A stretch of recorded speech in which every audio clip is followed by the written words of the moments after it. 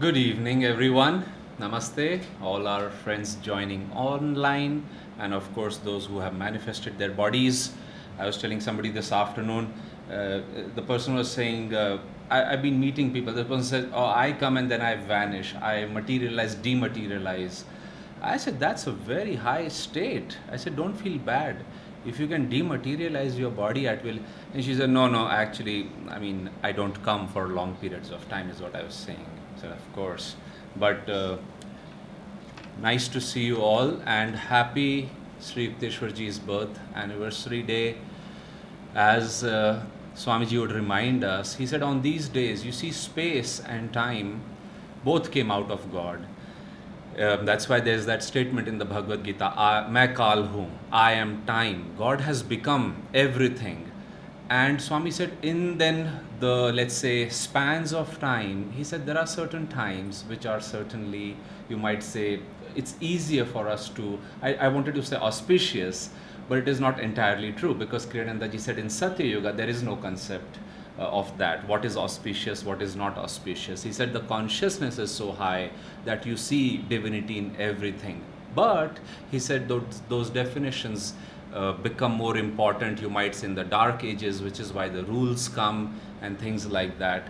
And but he was saying that when a great soul is born, just like for each one of us, I had once an astrological reading, and quite many details were very accurate, and I found it very scientific and beautiful in a way that it's amazing that somebody can see these things. And of course, I was new to it, but the field is very old.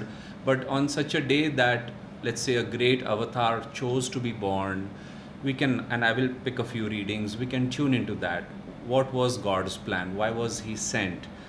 And Kriyanandaji said, a shaft of blessings open between our world and, you might say, the astral world, God. And he said it's easier to tune into the consciousness of the saint, the blessings that are there. So I'm very glad we're having this satsang, because we'll meditate on those qualities. How did Yogananda ji see his guru? How did he bring that gratitude for the coming of Sri Yukteswarji? And likewise, we are celebrating, I believe this is the 168th anniversary. On one level, compared to our life, little life, it seems like a long time. On the other hand, if you consider who had come, it seems, oh my goodness, in recent times, an avatar came. And I think that is what, let's keep that in mind. And I'll request Tushar every now and then to just zoom in and zoom out, because so our friends who are online can also be more engaged that way and see those of the Guru Bhais who are here, and some who are not on the camera but are sprinkled to the sides. Let's begin then, friends, with some chanting, and we'll chant Shri Guru Deva Om, Jai Guru Jai, Swami Sri Yukteswarji. Sri Yukteswarji's name means he who is united to God. And as we sing to him, let's feel the magnetism of his blessings, his consciousness drawing us into God, into the qualities of God.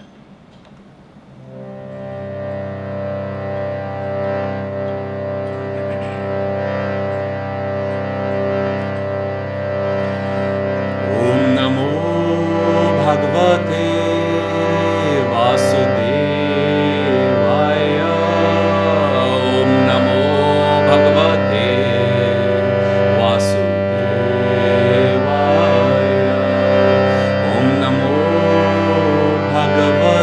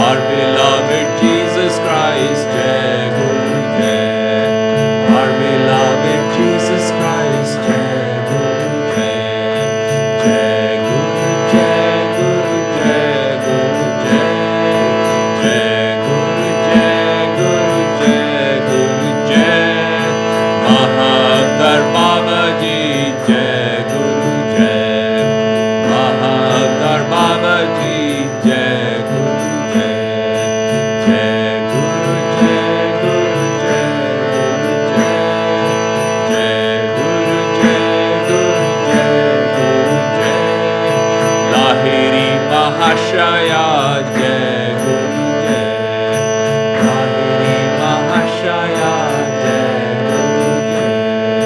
Jai Guru Jai Guru Jai Guru Jai. Jai Guru Jai Guru Jai Guru Jai. Paramhansa Yogananda Jai Guru Jai. Paramhansa Yogananda Jai Guru Jai. Jai Guru Jai Guru Jai Guru Jai. Jai Guru Jai Guru Jai Guru Jai.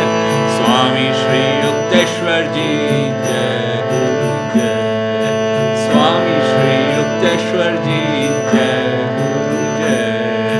Jai Guru Jai Guru Jai Guru Jai. Jai Guru Jai Guru Jai Guru Jai. Swami Sri Yukteswarji Jai Guru Jai. Swami Sri Yukteswarji Jai Guru Jai. Jai Guru Jai Guru Jai Guru Jai. Jai Guru Jai Guru Jai Guru Jai. Swami Sri Yukteswarji Jai Guru Jai. Swami Sri Yukteswarji Jai Guru Jai. Swami Sri Yukteswarji Jai Guru Jai. Swami Sri Yukteswarji Jai Guru Jai. Jai Guru Jai Guru Jai Guru Jai. Jai Guru Jai Guru Jai Guru Jai. Jai Guru Jai Guru Jai Guru Jai. Jai Guru Jai Guru Jai Guru Jai. Swami Sri Yukteswarji Jai Guru Jai. Swami Sri Yukteswarji Jai Guru Jai. Swami Sri Yukteswarji Jai Guru Jai. Let's offer a prayer together. Heavenly Father, Divine Mother, Friend, Beloved God, Beloved Gurus, Jesus Christ, Babaji, Krishna, Lahiri Mahasaya, Swami Sri Yukteswarji, Beloved Guru, Paramhansa Yogananda Ji, dearest Swami Ji, we humbly bow before you all. Beloved Divine Mother, we thank you for the gift of Sri Yukteswarji in our lives. Beloved Sri Yukteswarji, we bow at your holy feet for your radiant example, beautiful teachings, your eternal grace and blessings in our lives.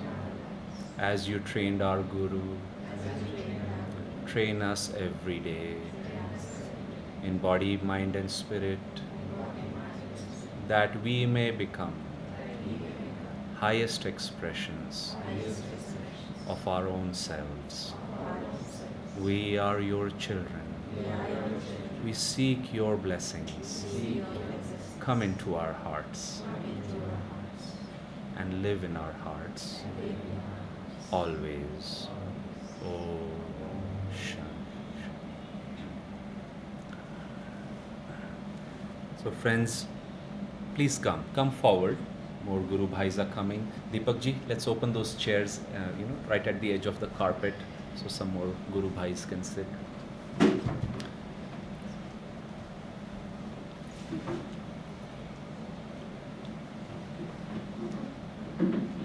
And our AC is not working today, so I'd request Bhavani to take maybe 2 of these candles and place them elsewhere. It's very hot. Huh?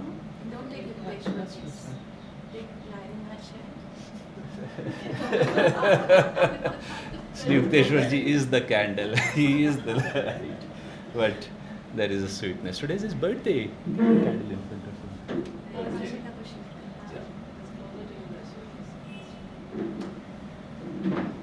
Yes, how about Sri Yukteswarji get 2 candles? So I want to read, friends, a few lines. And it's just so beautiful. And again, Tushar has a very tough job. Yeah, see, now we're getting into mental attunement. Tushar is our wonderful Guru Bhai who is behind the camera. He's like your eye, all of you who are online, what you see depends on, is like our eyesight, on our retina, our lens. So Tushar is your lens through which you get into our temple. And I just want to, there's a look now I have when I want the online audience to see us, because it's engaging that way. Imagine seeing just a small picture or a screen, even if you're sitting in the temple. In the temple also you look around and such. So I want to share a few things. And it's a little bit like Master, for example. He said all night sometimes he and Sri Yukteswarji would have satsang. They would walk by the Ganges, they would meditate together, storytelling, there would be wonderful exposition of the scriptures. And here's the interesting thing, truth, the good thing about truth is, like Sri Yukteswarji, somebody asked him that, how can I go into bliss? It's like when you have an avatar, you ask your questions. Otherwise, you can have a long regret. Oh my goodness, I wish I had asked. Like somebody asked Swamiji a question, and Swami says, that's a good question. I wish I had asked Master that. Now, of course, he asked, a lot, enough for you and me to get clarity. But that was a very good question. Somebody said, I want to be in bliss all the time. How? And Sri Yukteswarji was, a Jnana avatar, Yogananda ji said. He was an incarnation of divine wisdom. And he said, by realizing that God alone is. Another way to put it is neti neti. It's an approach of Jnana Yoga, that not this is not true, this is not true, this is not true, and behind everything is God. Or Swami used to say, like you can think of a Jnana Yogi is somebody who has finally realized all is Vasudev, all is Vasudev. So they go at the heart of truth in that way. Of course, you may say, well, how does that differ from somebody who is a bhakti? A bhakti also sees everything is happening by God's grace and His blessings, and it is God who is doing everything. So anyway, somebody asked that question, and Sri Yukteswarji said, by realizing God alone is. And then what did he do? He corrected himself. You see, when you are giving an answer, you're trying to help somebody. Think of a teacher. The problem can be solved in a long way, or it can be solved through a formula. And often when the child is approaching the teacher and expressing the difficulty, he or she wants a formula. And Sri Yukteswarji said, this is the one. He said, God alone is. And he says, nay, no, forget that one. God. And that is a very powerful satsang right there. Teaching. He said that word, the thought of God, is enough to take you and keep you in bliss. Because it's a mantra in itself. It is like, it's a very powerful thing. Yogananda ji was once giving a lecture, and amazing things happen. Master said he would see people as light only. And he was giving this lecture to many people, and he said in the middle of the lecture, he said, Saint Francis of Assisi, the saint of love, the saint of humility, he suddenly appeared to Master. And I sometimes think that they have such a playful time. It's not like I shouldn't disturb him. It's like the Master is addressing people, and suddenly Saint Francis appears and he gives Master a poem. And that poem is called God, God, God. And Master, then Swamiji gave music to that beautiful poem, that when we think of God, it all comes to us. So there is a lot, like I said, those night-long discussions. And when it comes to Guru, just this last week I had to give a talk. I think it was on the satsang of food, prasad. But the first 10 minutes I found myself again and again going in the topic of Guru. And I said, I had to kind of pull myself. I said, this is a satsang about prasad, food. And I had to bring myself back. But such is the power of talking about a master. So all of us could stay here all night and keep reading these beautiful things. And I encourage you, and let me repeat this with some emphasis, because you see, we live in a world where distractions are many. I wanted this evening to share some thoughts, and one was Sri Yukteswarji trained, yes, householders, but many monastics. For example, Master. Master was a brahmachari. And people, when they think of brahmachari, they have a very simple, limited definition that, somebody who is a monk or a nun, who is not married, who practices abstinence from sex. And Swami says that's true. But then let's say a householder may ask the question, or somebody who has not taken monastic vows may ask, I also want to be a brahmachari. I remember when I was a little boy, maybe Amber's age, I used to, like, you see Hanuman, you're like, how can I be like Hanuman now? I don't want to wait. How can I be now? There is a magnetism in these qualities, and that's why Swami used to say Ananda is a gathering of renunciates. He said it doesn't matter. Sri Yukteswarji was married, Lahiri Mahasaya was married. Those are not the criterias. So this is what I wanted to share about distractions. Too many people are saying they're getting distracted by social media, which is understandable. Well, you have an opportunity to practice brahmacharya. Brahmacharya means he who flows with God, or a soul that is in touch with God, is in tune with God, and follows that guidance. Well, we all know that's why we are trying to be perfected yogis, because in the state of yoga, you are united to the source of everything. You are united to God. So there is no distraction. Well, what takes a yogi out, an aspiring yogi out of that state? The senses. And yes, sexual control is one of them, and perhaps the most important in the larger scheme of things. When Swami says, somebody asked him, does one have to practice sexual self-control to find God? And Swami said, absolutely. These things don't change by teacher to teacher. He said, this is absolute. You may not start that way, but he said, sooner or later, you have to understand this. But again, to bring it down, we will come to that. But let's first, I was telling somebody, get off the phone. I said, how is it that social media has held you left and right? Just don't allow those things to take you so much far out. And again, I'm just sharing this because it may not be universal, but looks like a lot of people are struggling with that. Somebody may be struggling with food. Somebody may be struggling with talking too much. Those things, that's again out of brahmacharya. God has given you a mouth. Say the right things. Say what is necessary. Like Sri Yukteswarji, Yogananda said, before he said anything, he said his words got a sanction from God. Then he cloaked them with words, and then they came out. So he said, I was always aware that he's not wasting. There was no wasted word. And again, you and I may say, oh yeah, he was a master. Of course he was in God. Well, how will you and I become masters if we don't take charge of our eyes, our mouth, our ears, and you fill in the blank? So again, and you may say, my goodness, this is too much. Well, here's the fun part of brahmacharya. When you practice brahmacharya more and more, your joy, your vitality, your energy increases. Why? You are not wasting it. Otherwise, your iPhone is getting all the attention, not your spiritual life.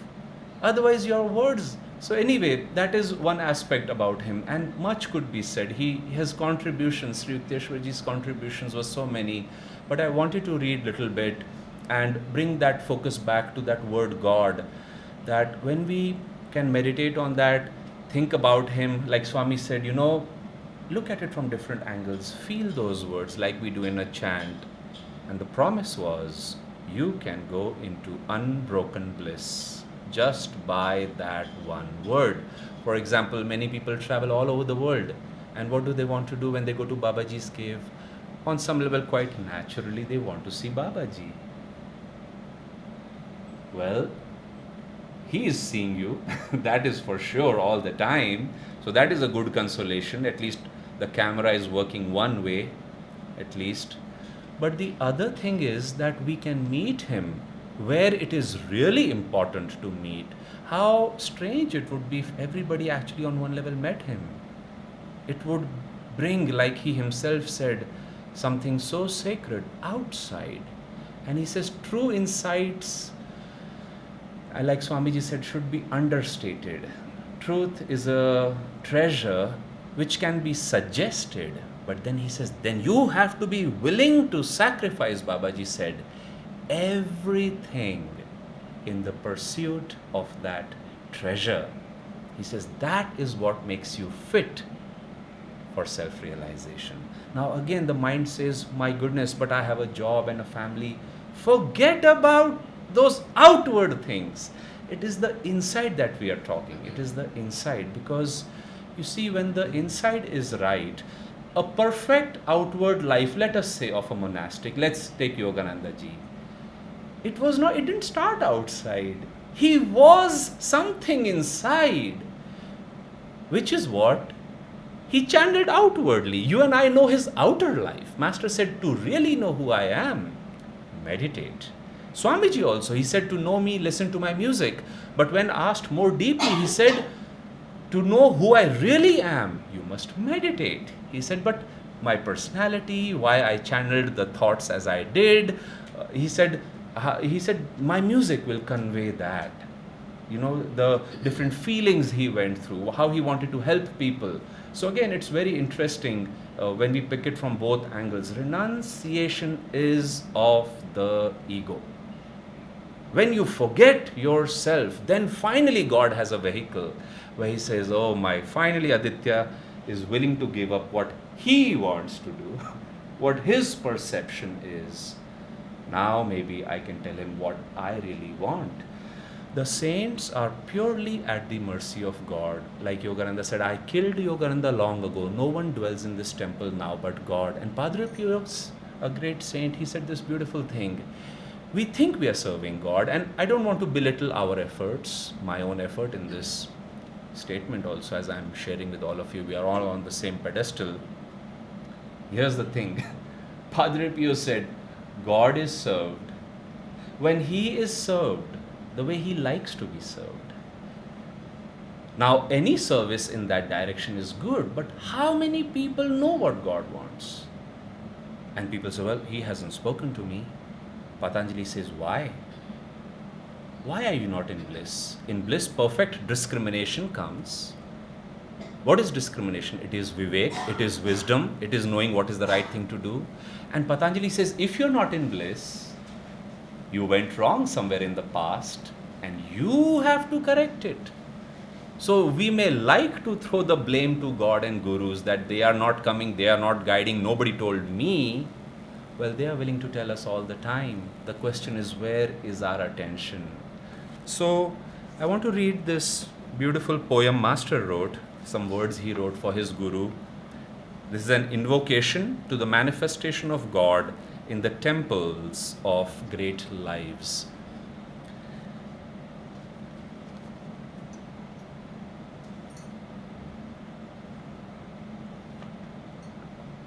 And this one's called My Guru. It's interesting, Master is calling these great souls temples, which is, of course, we know our body is a temple, and this is called My Guru. Thou light of my life, thou camest to spread wisdom's glow over the path of my soul. Centuries of darkness dissolved before the shafts of thy luminous help. As a naughty baby, I cried for my mother divine, and she came to me as my Guru, Swami Sri Yukteswar. At that meeting, O my Guru, a spark flew from thee, and the faggots of my God craving, gathered through incarnations, smoldered and blazed into bliss. All my questions have been answered with thy flaming golden touch. Eternal, ever-present satisfaction has come to me through thy glory. My Guru, thou voice of God, I found thee in response to my soul cries. Slumbers of sorrow are gone. I am awake in bliss. If all the gods are displeased, yet thou art pleased. I am safe in the fortress of thy pleasure. And if all the gods protect me behind the parapets of their blessings, yet I receive not thy benedictions. I am an orphan, left to pine spiritually in the ruins of thy displeasure. O Guru, thou didst bring me out of the bottomless pit of darkness into the paradise of peace. Our souls met after years of waiting. They trembled with an omnipresent thrill. We met here because we had met before. Together we will fly to his shores, where we will smash our planes of finitude forever and vanish into infinite light. I bow to thee as the spoken voice of silent God. I bow to thee as the divine door which leads to the temple of salvation. I bow to thee, to thy master Lahiri Mahasaya, harbinger of yoga in Banaras, and I lay the flowers of my devotion at the feet of Babaji, our supreme master. And this is what I was trying to say, when I spoke of that little, you might say, brahmacharya on the social media, how to be a brahmachari on some level, is that do make a study, friends, in the days that go by. A satsang can frankly be only so long, 1 hour, 2 hours, maybe 3 hours with some meditation. But we have to recreate, remember, these things in our home every day, or as best as we can.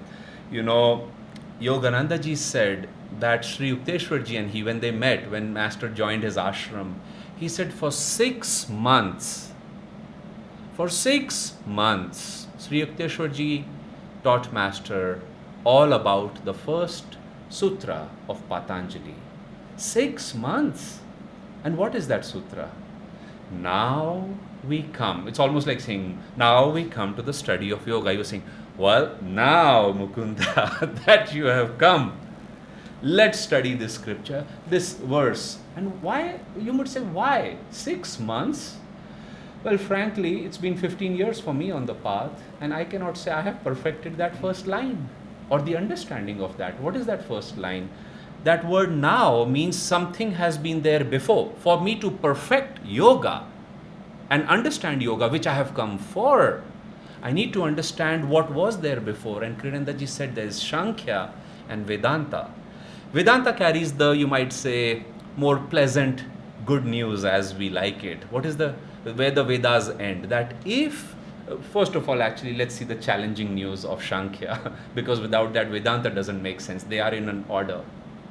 Sankhya says,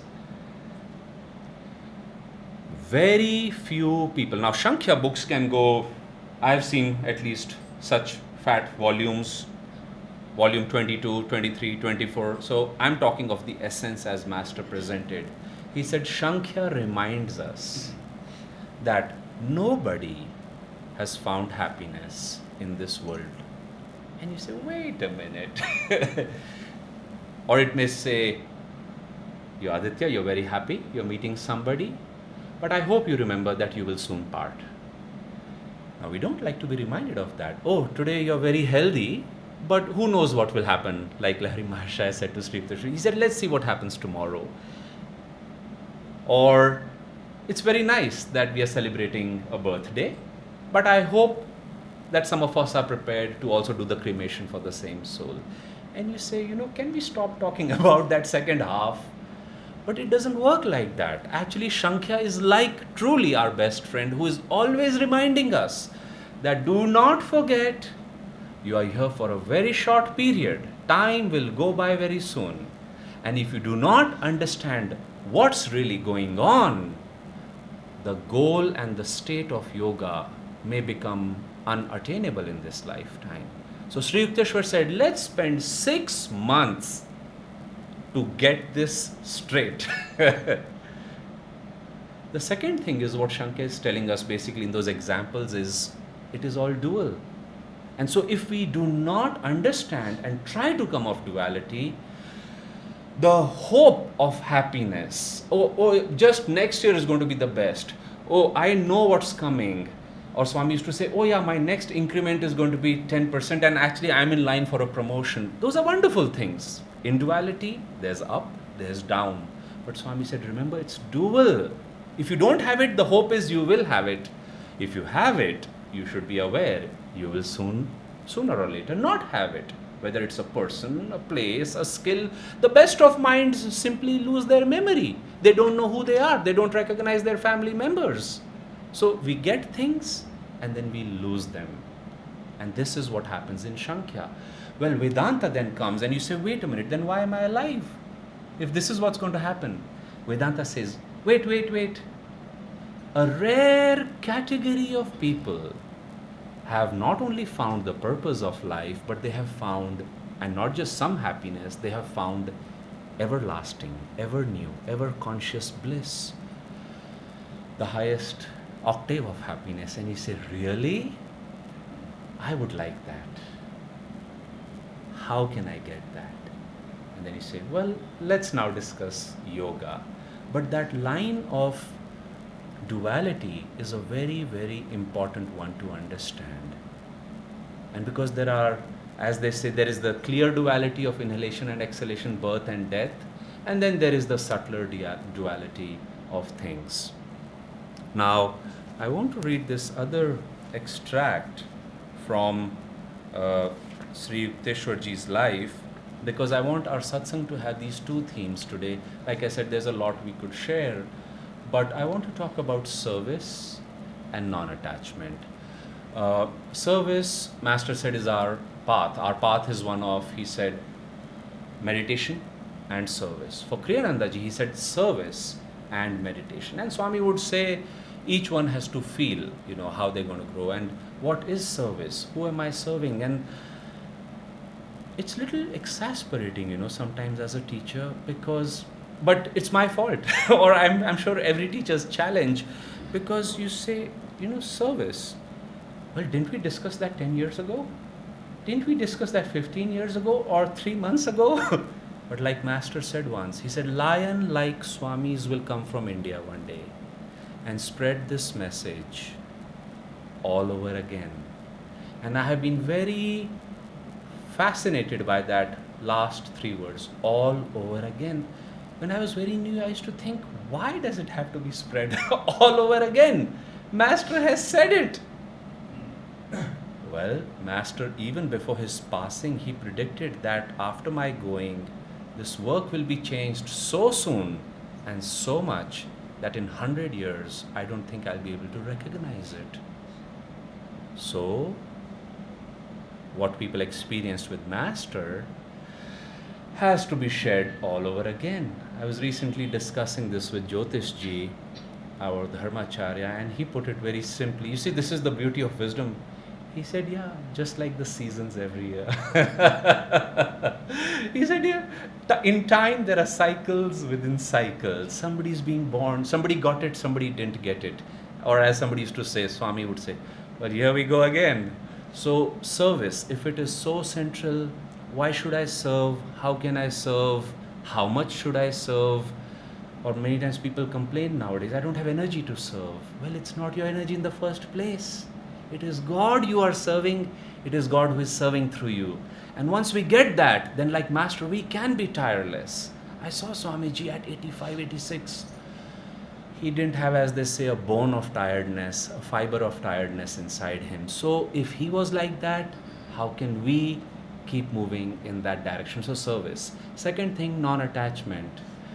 And is non-attachment important? Absolutely. Master, through Swami, wrote 150 books. He himself had written many, so many teachings. But Kriyanandaji said the two things. Now, when Master was traveling, you see, Master had a global, and you might say on one level, a local work. I recently heard a new term, glocal, that be local but be open to global. I thought that was very interesting. It's a Dwapara, new word that has come. And Master was on one level like that, that he had to take responsibility of those who came to him. At the same time, he left enough teachings, techniques, blessings for the whole world. Like Lake Shrine, he said, I am blessing these waters. All who come here perpetually will be blessed. And of course, he's always with us even now. But what was I trying to say? Master's service and non-attachment.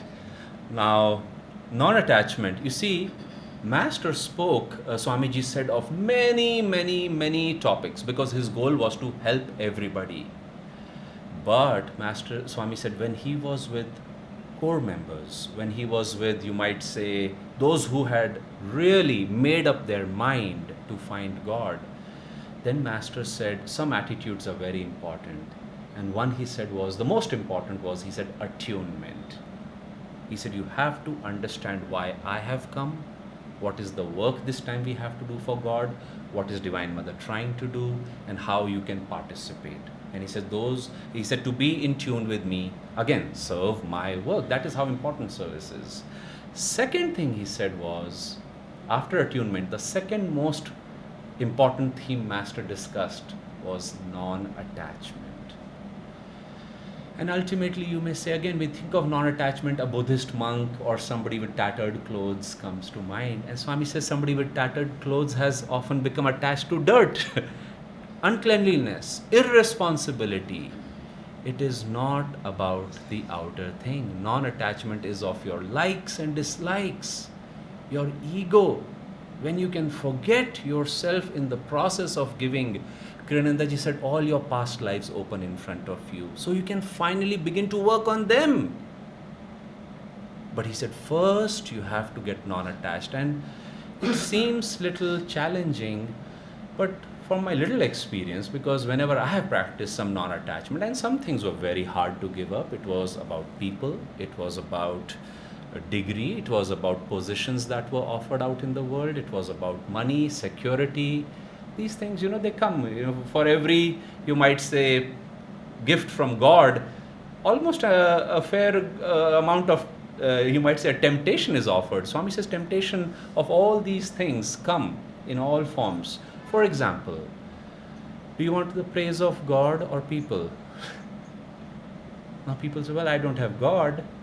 Some praise from people wouldn't hurt. It will be encouraging.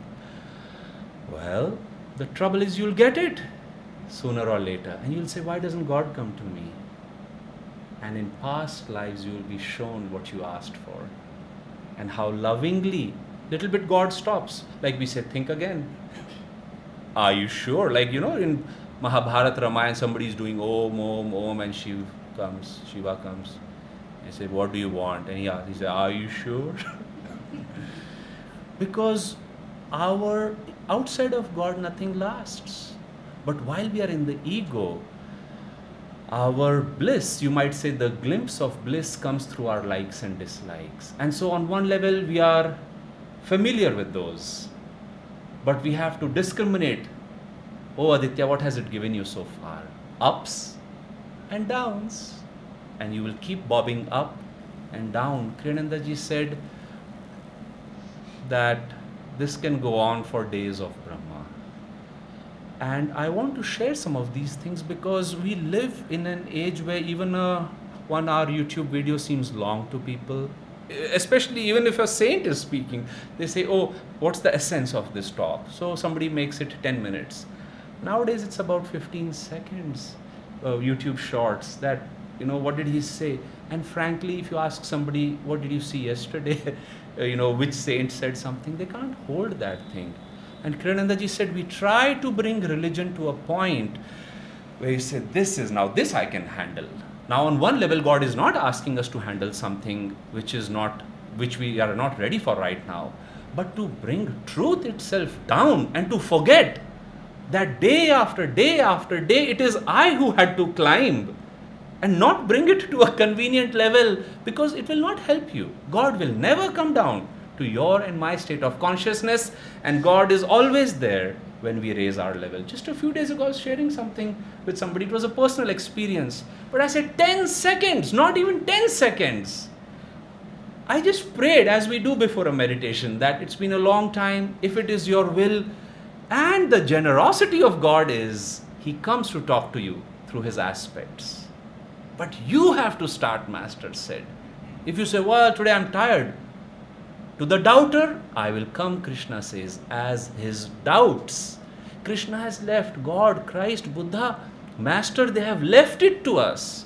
To those who think me near, I will be near. He didn't say, he could have said, I will be near always to everyone. Well, He is near. Why should He state that again?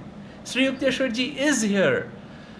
It is you and I who need to prove that to them again and again. So that theme of non-attachment is also a very important one. And Swami said, every night you have to search your heart.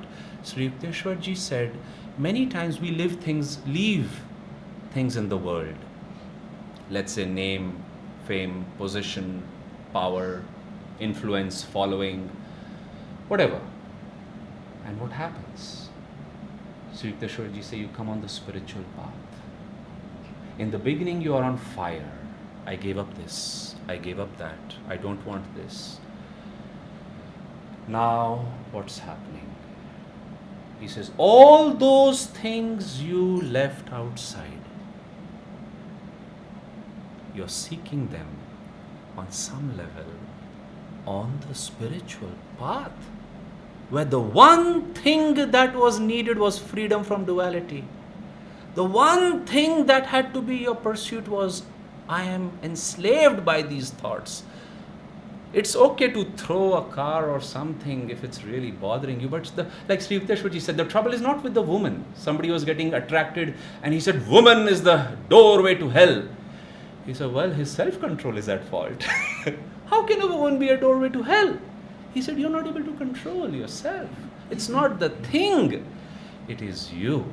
And Anandaji, he was so non-attached, people say, and I saw him. I could tell so many stories. Sold his house, sold everything. Yesterday I was telling somebody, they were walking with Kriyanandaji one time, and this devotee was suggesting something, and he said, sir, I don't think you're paying attention to what I'm saying. And Swami said, you're right. Right now, every ounce of my energy is simply going in putting my one leg in front of the other. And he didn't explain himself. And this person must have thought, you're a grown-up man. What do you mean every ounce of your energy and thought is going in walking? And a few years went by. And Swami said, it's getting harder for me to get up and sit down. Let's go and see a doctor. And he said, I think something is wrong with my hips. Now he was understating all the time. All the time. He wouldn't say, when it came to him, he wouldn't say things. He was very impersonal that way. So they go, and what does a hip specialist tell you? Let's get an X-ray. They got an X-ray. And this man, his eyes fell on the table. He said, in my entire study and practice, I have never seen such a bad case. He said, sir, you have lost more than 1 inch of bone in your hips. You must have been in terrible pain for many years to finally come now. And Swami said, yes, there was some inconvenience. And then later he told people he was in terrible pain. And people said, why didn't you tell us? And he said, Ananda was starting. I didn't want to draw attention to myself. Think about it. That is non-attachment. That is inner freedom. And you see his smile. He had such a smile that people say, oh, you can write happy songs and sing them on the guitar each time. You have not suffered in life, Swamiji. Now, a person had to be really new, I think, to say such a thing. And Swami said, my friend, It is because I have suffered and overcome my suffering that I have earned the right to sing happy songs. Another time somebody asked him about austerity, tapasya. And tapasya can go to your ego. People say, I do austerity, I am tapasvi hu main, tapasvi hu. What is tapasya? Swami said to be always happy and to be in bliss all the time is one of the highest austerities. It's very easy to get moody. It is easy to feel bad, sad. But if you're non-attached to your ego, then you are given the taste of joy. And it is not your joy. It is God's joy, which was always waiting for that heavy door of ego to get out of the way. But ego does not get out of the way easily. It's like Bhishma. Arrow after arrow after arrow. And you see, the ego cannot be taken by anybody. Entire Mahabharata ended. Bhishma was still alive. Ego cannot be killed. Ego can only be lovingly offered. And Swami used to say, even after you start offering, it takes a long time. It's not like, okay, this is my book, take it and never bring it back. No, no, no. Again and again and again and again you have to convince God. Sri Yukteswar said you cannot bribe him. You cannot fool him. In your heart, God, God, God, God, everything will have to be renounced. And like his name, then you will be united in God. And that is non-attachment. Once you have that, everything else is just like, it's okay, if you want me to do this, fine. If you don't want, fine. But remember these things, friends, because that's how Sri Yukteswarji trained Master. 6 months. Understand, O Aditya, you are in duality. The day you forget that, you'll simply be wasting time. How do you waste time? Swami said you keep bobbing up and down. And suddenly you say, wait a minute, a lot of time has gone by. I don't know if I'm making progress. And he says, you may not be. Because like if you have been on a seashore and there's a log of wood, waves come and go, but the wood retains its position. It is not affected by that. That is the unfortunate hold and power of duality. So you are not a dead wood. You are a person who can think, Sri Yukteswarji said. So he said your discrimination and day-to-day decision making, and every night you have to see if Satan has entered your heart. How does Satan come into our heart? Swami said, be very careful. He said, imagine it's raining and it's cold. It is night. You are comfortably in your house. And you hear a knock on the door. And you look and you see there's a very frail old man. And he said, oh sir, it's raining and cold. I may die out tonight. Kindly give me some shelter. If not in your home, I'm happy to sleep in the barn behind. And you feel, oh, of course, please, please make yourself at home. And Swami says, then you both go to sleep. And he wakes up in the middle of the night, pulls out his knife and cuts your throat. He says, that is how Satan enters. He said, he never sleeps. He's described in many ways. He's called like a lion whose hunger is never satisfied. Or an animal who is always on prowl, different ways. And this is not to say, be afraid, my God, where is he now? One time I was sitting with Swamiji, he was asking me to do outreach and something, and I expressed self-doubt. And this was after he had told me there was no reason for that. And I said, again I brought it up. And he just, he was like, almost like, you want to suffer? Suffer. Because I remember his demeanor was, he was completely relaxed. Of course, he had finished the race. So if I am in a mood or if I am in doubts, oh Arjuna, if you are in doubt, I will come to you as doubts. So I expressed my doubt once again. And he said, that is Satan. You see? And you have to become aware that, oh, that is Satan. How does Satan feel? And I don't want to be in Satan's grip. Master said, when you are in a mood, I see Satan has a hold of you. And he said, I suffer when you go into a mood. And this is what Sri Yukteswarji trained Master for. So let's meditate for a few minutes. And today's satsang is till 8 p.m. So we have some time. Purification ceremony. Yes. Yeah, we'll do that. And I'll request Tushar now to just turn on the gallery views for some time, because I'd like to see our Guru Bhais. I just want to say, do come and see us. Right now I'm meeting different batches who've taken Kriya. And I tell you, the other day I saw somebody and I said, I'm sorry, I have forgotten your name. And she said, it's okay, sir.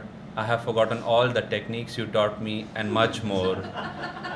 And she said, my situation is more worse. Well, I said, that's why we need to meet. And we just, it's a selfish interest, but first you need to meet for your smriti, remembrance of the technique, the books, and all of that. But frankly, then you need to meet to give.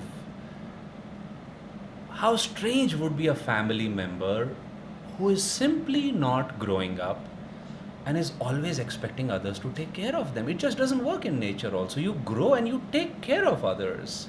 And so it is in the spiritual family. There comes a point where you almost stop coming for yourself. You come, how are others feeling? What can I do? Again, it comes down to service. Now, Swami used to say the selfish reason is you'll find God that way. But he wept one time when he asked a little boy who had seen Virgin Mary. She had come to him. He had not seen him actually. He saw a friend of his. There were 3 children who saw the Virgin Mary, and 2 of them died. Divine Mother took them. She said, I'm taking 2 of you. You have to do penance for many others. I mean, God's ways can be very interesting. 9-year-olds. And she said, the world is in a very bad situation and this and that. And she said, I'll take 2 of you. Like Christ said, he was a ransom for others. But in family, these things happen. So Swami met that lady decades later, and somebody asked, how was it? And Swami said, she was like one of us. She felt like an old friend. Her consciousness was entirely in the forehead and over here, he said. And then he said that she told him why, because you know, if Virgin Mary comes to you, Christ comes to you, you want to know what was your quality. It could be a very special grace. It has to be that and often a little bit more. And so one of those children used to pray for everybody in the world. One used to especially pray for those who were evildoers. And that little boy, Swami asked, who did he pray for? And she said he used to every day pray for God. And Swami would weep at that. He said, a little boy who is every day, because that boy said, who is praying for God? And Swami says, you can see why Divine Mother came to him in childhood itself. That is the level of self-forgetfulness. You don't even remember that you are here. Somebody used to tell Swamiji, you do so much work for God. You serve Him, you travel all over the world, you have cancer, you have all these situations. Why is Divine Mother doing this to you? And Swami said, it is her body. How many people can say that with confidence? He said, it is her body and she can do whatever she feels like. She wants a 9-year-old. She wants the 9-year-old. Everything comes from God. Everything goes back into God. He who gives has the right to take it at any point. When we can be so free on one level, then God can flow in and say, this is what I really want to do. Because till that time it's all about, oh Arjuna, as long as you think you know what to do, I will wait.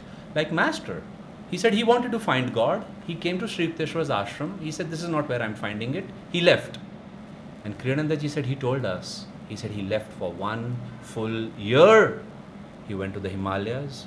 He went to many yogis, rishis, munis. He went to the sleepless saint. And he said to him, can you give me samadhi? And he said, it is not my place to give you samadhi. Just like Shivaji, when he went to Gyaneshwar and Tukaram, they gave him advice, but they said, we are not your guru. Ramdas was his guru. So you have to understand that in God, mathematics does not make these mistakes. But we, Swami says, operate through a mind which is already infected by likes and dislikes and delusion and ego. And he says the way is bumpy. But if you part those curtains, the journey will be easier. Freedom will come sooner for you. Otherwise, what are we really doing here with our will if we cannot attract freedom to ourselves? So let's meditate for a short while, and then we'll do a little purification ceremony. And I want to read just a little small extract from Autobiography about Sri Yukteswarji's advice to Master. I'll invite friends again as much as possible to turn on your videos. We are seeing you, by the way, on a TV screen over here, and it's always nice to see the smiling, glowing faces of your family members. Let's meditate for 5 minutes.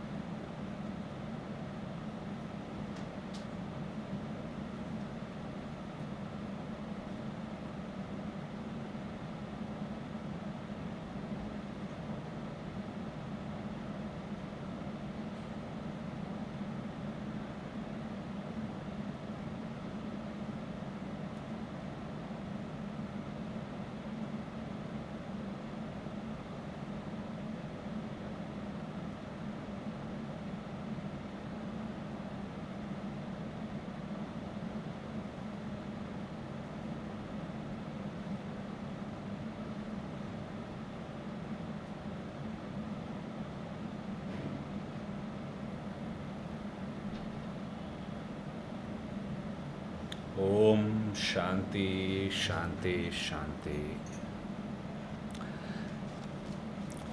So this is from the chapter Years in My Master's Hermitage.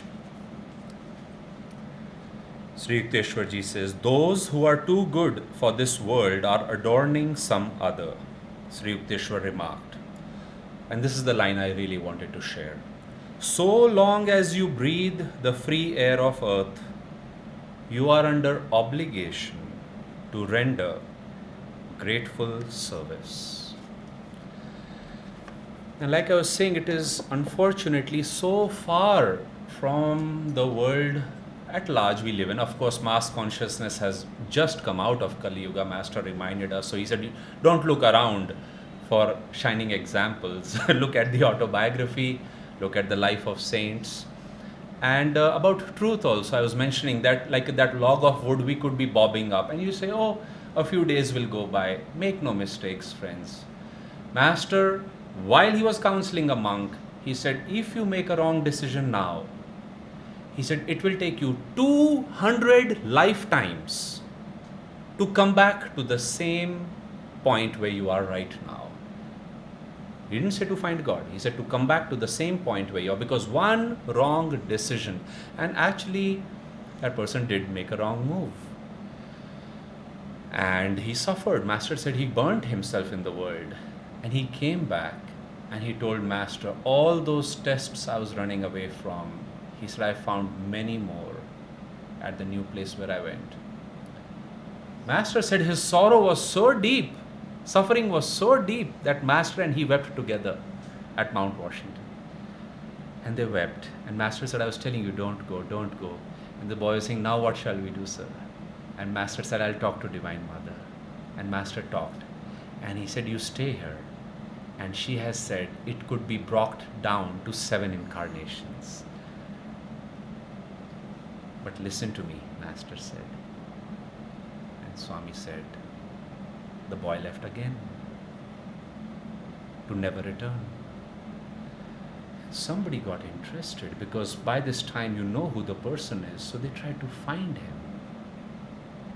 And they went to some far off forest area, and where the community would stop, of people, not our community, just. And people said, is there somebody like this? They said, yes, yes, yes. Some people knew. And they said, he stays in a trailer. You know, he's mostly drunk all the time. And nobody sees him. He doesn't see anybody. Better not go. It's in the far forest. And the question is, why? Another time, there was a book that was launched in spirituality. And nowadays, I was meeting somebody 4 days ago, and I said, what kind of books do you like? I wanted to gift them. They said, self-help, anything that will make me a better person. I said, very good. I gave them some books, but I gave them a spectrum, something which will help you now. And then I gave Autobiography for Yogi. Like somebody said to me, can I lose weight by practicing the yoga you all teach? I said, yes.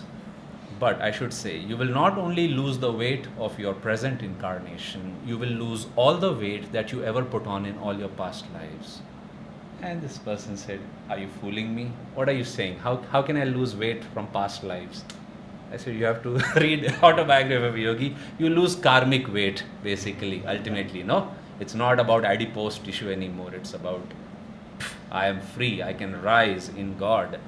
So we were having that conversation. So that this new book was released, and somebody said, Swamiji, this author is really promoting the book, and he's recommending people read this, because it has all the lessons that he has learned in his previous, as he put it, all my past 4 or 5 lives. And Swami said, I think he forgot to add 1 million. He said, 4 lives is nothing.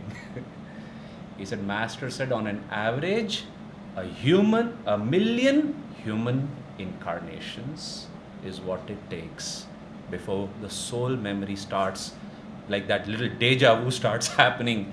I remember when I was just about to come on the path, well-meaning friend, somebody said, Aditya, let's go for a coffee. They took me on a little drive. And this person was trying to reason me from here and there and such. And I was like, well, yeah, that sounds right. That's good. He said, why don't you try this? Why don't you have a word with this person and this professor and something? And for a moment, I thought, no, that's a good idea. And just as I was about to commit to it, that, okay, like for your sake, just as I was about to commit, this feeling came from inside. It didn't work in the past life. Clear! I didn't tell that to my friend. He would laugh at me more and maybe recommend me to a psychiatrist. But I said, your suggestion sounds very good. But I said, but I'm sorry, I don't want to do that. I don't want to take that. I know and I'm going. And we are friends to this day, but Master said it gets subtle. Now, what does that line really mean over there? Render grateful service. Master said to be in tune with me, serve my work. Now he did say, do just 1% of what I'm telling you, and he said you will find God. That is really worth reminding ourselves. Except then the question comes, what is the 100% that he shared? Because how do I calculate if I have done the 1%? Am I feeling greater freedom, joy, closeness to God? Am I feeling Him flowing through me? Swamiji said, I was at that tea. He said, I don't know now where Kriyananda ends and Yogananda begins. Because somebody asked him, you were with Yogananda only 3.5 years. How did you end up writing 150 books? Explaining in so different ways. And Swami first of all said, he said, you see, I've spoken to him every day. He said, I lived with him 3.5 years. But he said, every day I have kept up my communication. So you may say the communication had become 68.5 years by that time. And Swami said, now I don't know where Kriyananda ends and Yogananda begins. And so when we talk of service, and service is very important. The blessed devotee who helped Swamiji start Ananda village, her name was Nayaswami Seva. So dear was she, her service to Swami, that he left the bangle Yogananda ji had blessed for him. He said, in my will, there are 2 things I want to give away. He said, my astrological bangle, Nayaswami Jyotish should have it because he said he's going to be the next Dharmacharya. He said, my astrological bangle, I would like to give to Nayaswami Seva. And I've always, that was the first name I fell in love with when I came to Ananda. I said, what a beautiful thing. Swamiji also called his renunciate order. His renunciate order, you see, is not the Nayaswami order. The Nayaswami order is adopted by Ananda also, naturally, because he offered it. His renunciate, Ananda's renunciate order is the Sevaka order. And Swami said he noticed after certain decades of observing long-term meditators, because he had been and seen masters, met masters, most advanced disciples. So he said, I have seen the spectrum. And after certain decades in Ananda, he says, I am noticing those who are able to work with others harmoniously and meditate every day. He said, in my opinion, are the ones who are the true renunciates. When your room is closed, ears are closed, eyes are closed, and you have blessed techniques like Kriya, Om, Jyoti Mudra, and Hong Saw, it's almost a question to ask, if you're not experiencing God, then Master said, what's going wrong? So almost nothing can go wrong in meditation. But then, like Sister Gyanamata, Yogananda's most advanced lady disciple, said, how do you bring that God contact? In your eyes, in your smile, in the tone of your voice, in your communication with others, in the cold light of day. God expresses Himself at the spiritual eye and also out in the world. His wonders are equally to be seen by those whose eyes are open. So why should we create this false perception, which can be misleading? And remember, we are in a new age. When Sri Yukteswarji declared the newness of this age, people hated him so much, they actually threw stones at him.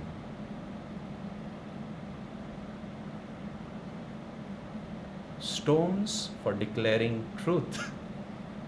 Isn't that staggering? And Swamiji once was talking to Narayani And he said, I want you to know, and she wrote this in her book, that my spiritual growth has come more from outward service with others than through my inner meditation. Keep this in mind, friends, because, like I said in the beginning, Master's path was for one, and it was for this entire world. And as we tread that balance, we have so many books.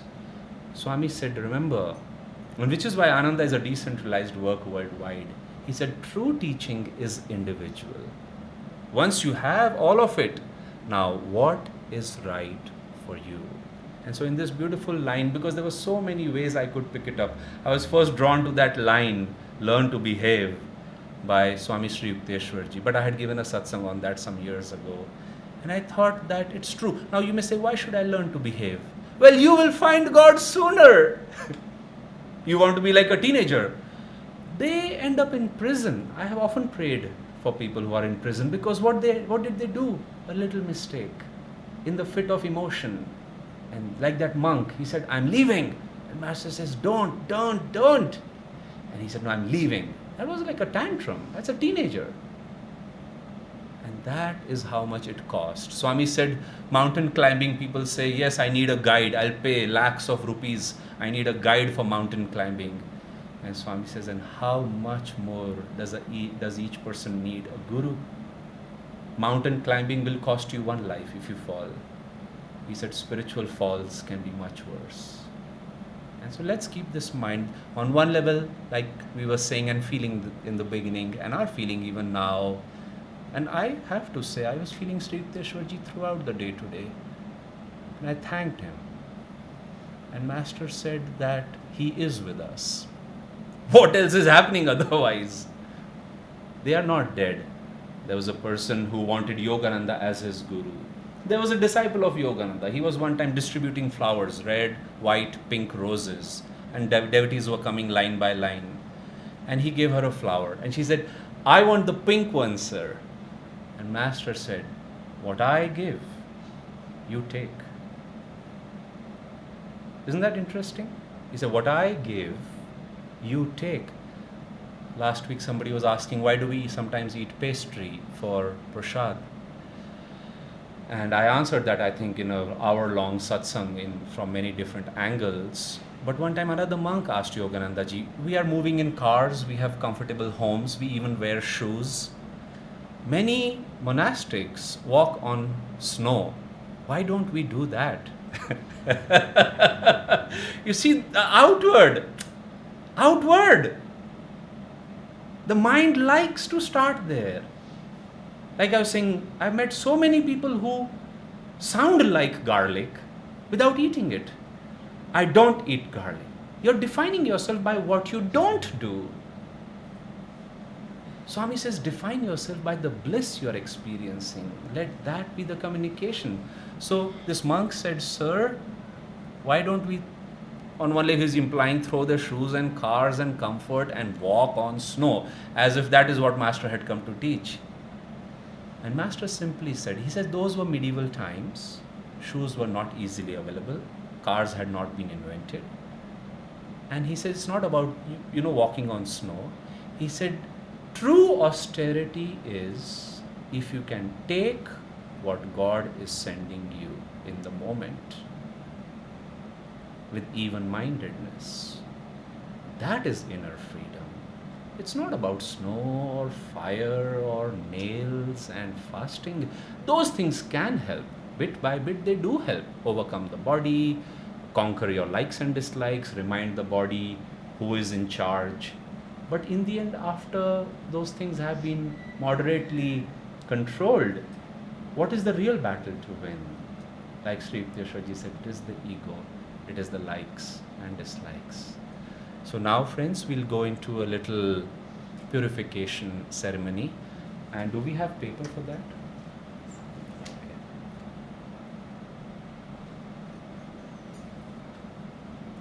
So first, let everybody have a pen and paper, because I may have to repeat my instructions. And actually, those of you friends, Guru Bhais, who are at home, we'll take 2 minutes, 3 minutes to gather our act over here.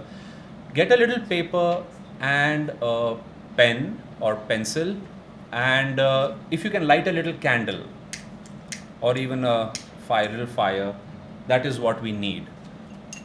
A bowl in which you can keep the burning paper, and I'll tell you what we're going to do.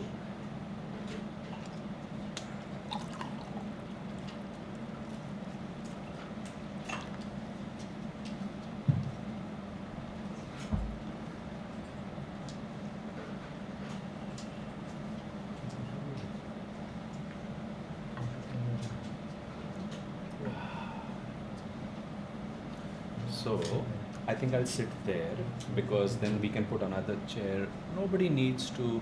Maybe let's put a chair if somebody has to sit instead of kneel.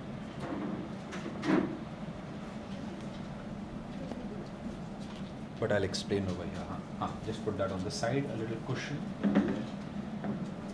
Yeah, maybe even 2 cushions.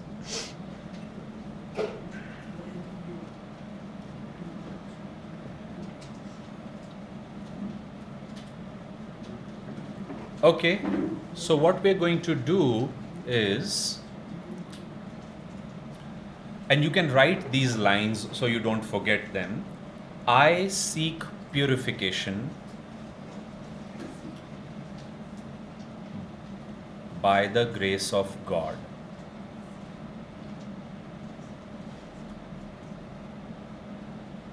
Somebody help Madhukarji, his pen is not working. I seek purification by the grace of God. Write that one time. Okay. And what you'll have to do now is, and so when you come up to me, you will say this line, I seek purification by the grace of God. And I will say to you, Master says, open your heart to me, and I will enter in and take charge of your life. Don't have to write that. And then I will pray and meditate with you with the finger on your heart, just for a few moments.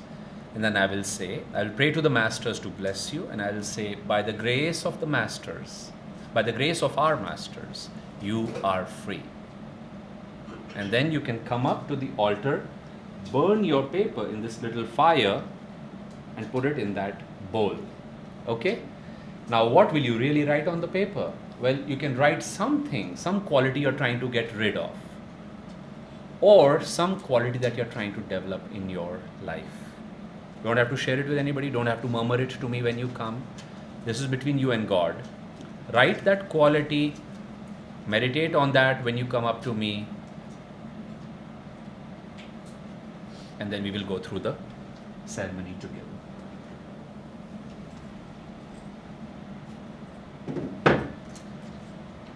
And friends, those who are online can do this at home also now. And then meditate. We'll close with healing prayers in a few minutes.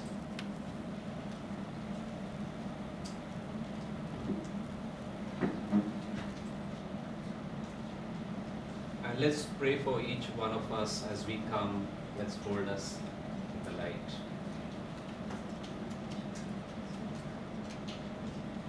Master says, open